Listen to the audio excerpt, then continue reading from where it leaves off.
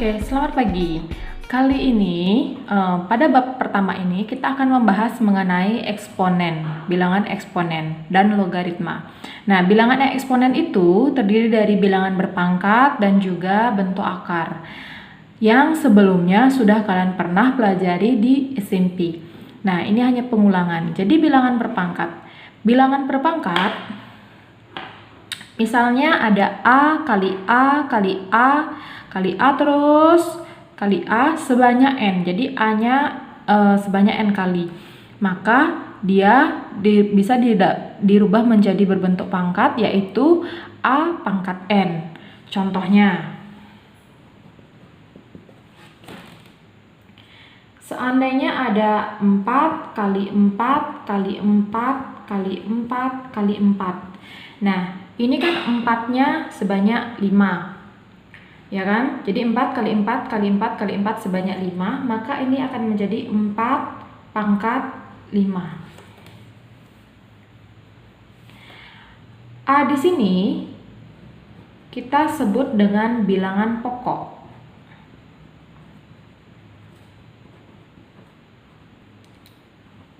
Sedangkan N adalah bilangan pangkat atau pangkatnya.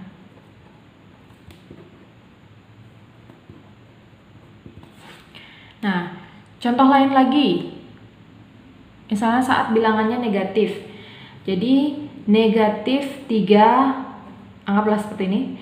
Negatif 3 pangkat 2. Ini kan berarti negatif 3 kali negatif 3 itu sebanyak 2 kali karena pangkatnya 2.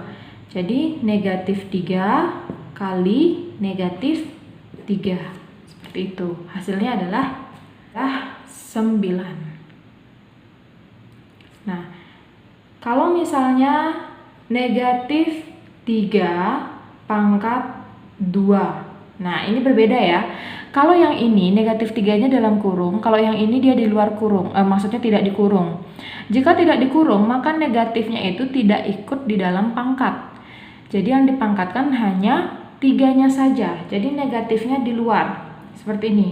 Lalu 3-nya dikalikan 3 sebanyak pangkatnya 2, berarti sebanyak 2 kali. Negatif 3 kali 3, seperti itu. Karena negatifnya tidak ikut dipangkatkan. Jadinya 3 kali 3 itu 9, kali negatif jadinya negatif 9. Seperti itu kira-kira penjelasan mengenai konsep dasar bilangan berpangkat. Kita akan lanjutkan ke sifat-sifat bilangan berpangkat. Oke, sifat-sifat bilangan berpangkat. Yang pertama, A pangkat N kali A pangkat M. Jadi kalau bilangan berpangkat dikalikan dengan bilangan pokok yang sama, ingat ya, bilangan pokoknya harus sama, maka pangkatnya dapat ditambahkan. Ingat, bilangan pokoknya harus sama. Jika bilangan pokoknya berbeda, itu dikalikan tidak boleh ditambahkan pangkatnya. Contoh,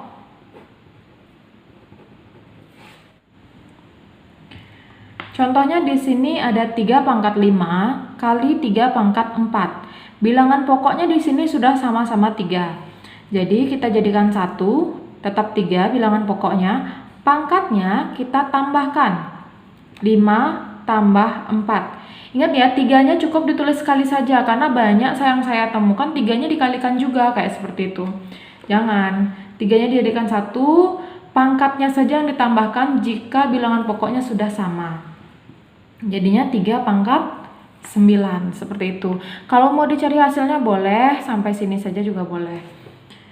Yang berikutnya, sifatnya adalah pembagian. A pangkat N bagi A pangkat M itu sama dengan A N kurang M. Jadi yang di atas, pangkat yang di atas dikurangi pangkat yang di bawah. Bilangan pokoknya juga harus sama. Jadi sama seperti perkalian, bilangan pokoknya harus sama. Kalau berbeda, sifatnya tidak berlaku. Contohnya di sini misalnya 2 pangkat 10 dibagi 2 pangkat 4. Jadi kalau dia seandainya belum sama, coba dulu disamakan. Jika memang benar-benar tidak bisa disamakan, ya berarti tidak bisa dilakukan sifatnya ini. Di sini bilangan pokoknya sudah sama-sama 2, jadi 2, 10 yang pangkat yang di atas dikurangi yang di bawah, kurang 4, jadinya 2 pangkat 6, seperti itu. Yang berikutnya, jika bilangan pangkat dipangkatkan lagi, jadi misalnya A pangkat N dipangkatkan M lagi sekali. Jika bilangan pangkat dipangkatkan lagi, maka pangkatnya akan dikalikan. Contohnya, misalnya ada 3 pangkat 2 dipangkatkan 5, seperti itu. Maka ini menjadi bilangan pokoknya kan 3 nih. Pangkatnya kita kalikan yang ini. 2 kali 5. Jadinya 3 pangkat 10. Seperti itu. Sifat yang keempat itu ada, nah, jika perkalian yang berbeda dalam kurung dipangkatkan, maka dia bisa dikeluarkan. Jadi A-nya dipangkatkan M, B-nya juga dipangkatkan M. Di sini perkalian. Misalnya ada 2 kali 3 pangkat 5. Berarti jadinya 2 pangkat 5 kali 3 pangkat 5. Seperti itu.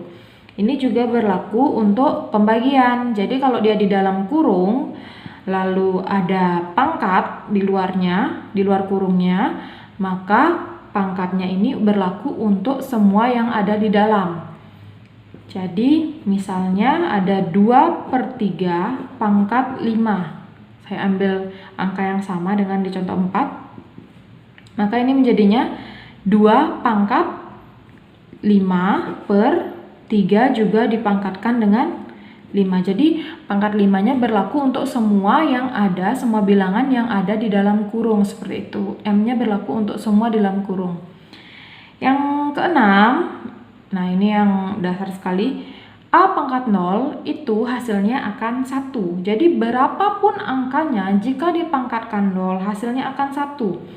Mau dia 5 pangkat 0, mau 1000 pangkat 0, juga hasilnya akan tetap 1. Berapapun, setengah dipangkatkan 0 juga akan 1, seperti itu. Jadi berapapun angka di dalamnya, maksudnya di bilangan pokoknya berapapun angkanya, maka hasilnya akan 1 jika dipangkatkan oleh 0. Sifat yang ke-8, jika pangkatnya negatif, maka bisa dirubah menjadi 1/4. Dengan syarat bilangan pokoknya tidak boleh 0. Kenapa? Karena saat menjadi pecahan, si A-nya bilangan pokoknya menjadi penyebut suatu pecahan itu tidak boleh 0 karena akan menyebabkan tidak terdefinisi. Berapapun dibagi 0 itu tidak terdefinisi. Ini contohnya, misalnya ada 3 pangkat negatif 2, misalnya seperti itu. Kan kalian nggak bisa mencari berapa ini dikali 3-nya berapa kali, kok negatif, kan seperti itu. Nah, agar tidak bingung, kalian rubah dulu dia ke 1/4, baru kalian bisa mencari hasilnya. 3 pangkat min 2 berarti 1/, seperti itu. Si 3 pangkat 2-nya berubah, pangkat min 2-nya berubah tanda menjadi positif, tapi jadi penyebut seperti ini. Nah, ini berlaku juga untuk sebaliknya. Jika misalnya awalnya ini positif, terus kalian rubah menjadi 1/4, maka ini juga akan menjadi negatif. Jadi kayak balik tanda gitu. Ini min 2, berarti di sini jadi 2 setelah isi 1/4. Nah, kalau sudah jadi 1/4 kan kalian bisa jadinya mencari hasilnya. 3 pangkat 2 itu 9, seperti ini. Oke, yang terakhir. Ini sifat yang terakhir, sifat ke-8 adalah sifat bilangan berpangkat dengan pangkatnya yang berbentuk pecahan. Jika bilangan tersebut berpangkat berbentuk pecahan, maka dia akan berubah menjadi akar. Contohnya 2 pangkat 3/5. Nah, kalau pecahan kan kalian bingung, loh diapain ini? Berarti 2-nya berapa kali kalau pecahan? Ini kita rubah ke bentuk akar, bilangan pokoknya di dalam. Angka yang teratas, yang merupakan pembilang, itu kita taruh di dalam, menjadi pangkat dari bilangan pokok. Jadi 2 pangkat 3, karena di sininya 3. Sedangkan penyebut dari pangkat itu kita taruh di depan akar. Di dalamnya ya, di sebelah sini. Bukan di luar sini. Beda artinya. Kalau dia di luar akar kalian tulis, itu berarti kan artinya kali. Berbeda dengan jika dia di dalam akar seperti ini. Di sela-selanya ini. Jadi, seperti itulah sifat-sifat dari bilangan berpangkat. Semoga kalian bisa memahami semua penjelasan yang ada di video ini. Terima kasih.